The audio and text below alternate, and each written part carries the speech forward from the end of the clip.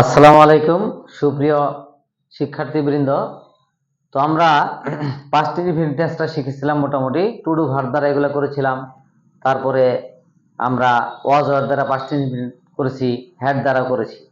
তো আজকে একটা গুরুত্বপূর্ণ একটা নিয়ে আসবো, এটা আরো ক্লাস হবে, আরো বিষয় নিয়ে এটা আসবে, বিভিন্ন স্ট্রাকচার নিয়ে।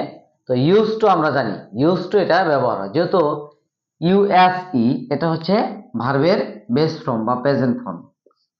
ইউএসই ভার্বের প্রেজেন্ট ফর্ম, যেহেতু এটা, তো এর পাস্ট ফর্ম হচ্ছে ইউজড। তাহলে যেহেতু ভি টু, এটা আমরা জানি পাস্ট টেন্সে, পাস্ট ইনডিফিনিট টেন্সে কি হয়, ভি টু হয়, ভার্বের পাস্ট ফর্ম হয়। তাহলে ইউজ টু আমরা কখন ব্যবহার করি? ইউজ টু দ্বারা পাস্ট ইনডিফিনিট টেন্সের অ্যাফার্মেটিভ গঠন।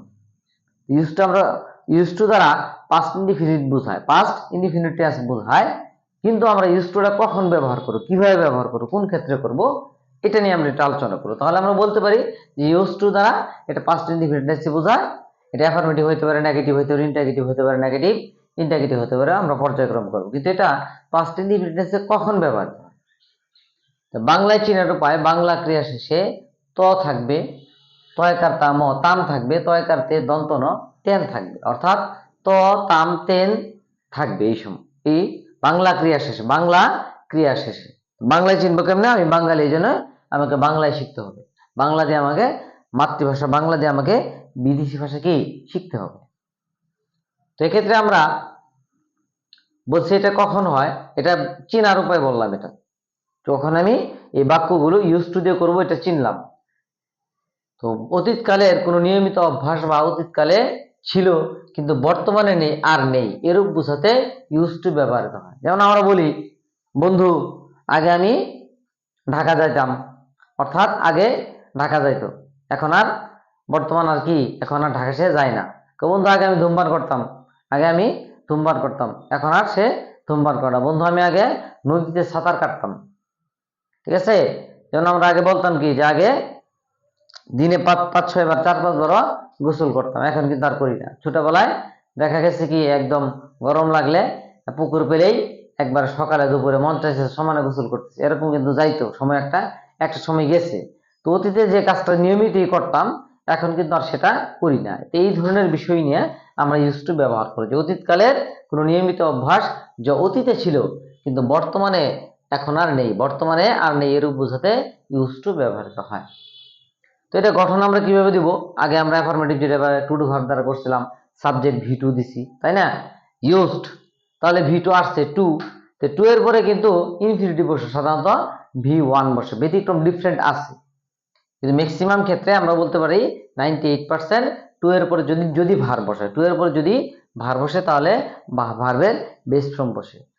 এটা হচ্ছে এই জন্য সাবজেক্ট ইউজড, এটা ভার্বের পাস্ট ফর্ম, তারপরে টু, তারপরে ভি ওয়ান, তারপরে অবজেক্ট, বাক্যাংশ আগের মতোই। কিন্তু আরেকটু বেসিক আমরা নিতে পারি, একটু বুঝে বলবো। যেহেতু ইউজড ভি টু আসছে, ওই যে আমি আগে বলছিলাম বাহুল্যতা, একটা জিনিস বারবার আমরা এটা বর্জন করবো, বাহুল্যতা এটা আমরা বর্জন করব, যে আমরা ইউজড একবার পাস্ট ফর্ম, ভার্বের পাস্ট ফর্ম ব্যবহার করছি, তো আবার এখানে ভি টু ব্যবহার করতে আমরা পারি না, এটা একটা কারণ।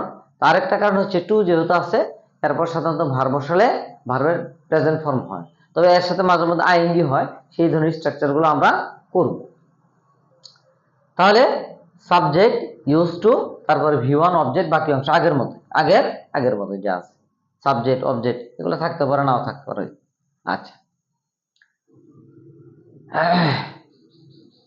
তাহলে সে পুকুরে সাঁতার কাটতো, he use to swim in the river, I use to swim in the river, আমি in the pond, sorry, he use to swim in the pond, সে পুকুরে সাঁতার কাটতো। আমি নদীতে সাঁতার কাটতাম যদি বলি I use to swim in the river, ঠিক আছে? এই তারপরে এখানে একটা দিছি, আমি সকালে হাঁটতাম, মনে করেন আগে কথার কথা, যে একজনকে ফজর নামাজ পড়তো, সকালে আগে হাঁটতো, তাহলে I use to walk in the morning, আমি সকালে আগে হাঁটতাম, এখন হাঁটা হয় না, মানে অতীতকাল নিয়মিত অভ্যাস এখন আর হয় না। আমি ধূমপান করতাম, তাহলে আই ইউজ টু স্মোক, আমি ধূমপান করতাম, এখন আর করি না। তাহলে আমরা হ্যাঁ, ইউজ টু দ্বারা এটা পাস্ট ইনডিফিনিট টেন্স, এটা একটা অ্যাফার্মেটিভ করলাম, এটাকে আবার নেগেটিভও করা যাবে, ইন্টারগেটিভ করা যাবে, নেগেটিভ ইন্টারগেটিভও করা যাবে। আবার আরেকটা স্টার আছে ওয়াজ ওয়্যার দিয়ে পরে ইউজ টু ব্যবহার করা, এটাও একটা নিয়ম রয়েছে, ওটা অর্থটা ভিন্ন হবে। তো ইউজ টুর অর্থটা খেয়াল রাখবো যে বাংলা ক্রিয়া শেষে ত থাকবে, তাম থাকবে, তেন থাকবে। আপাতত এতটুকুই।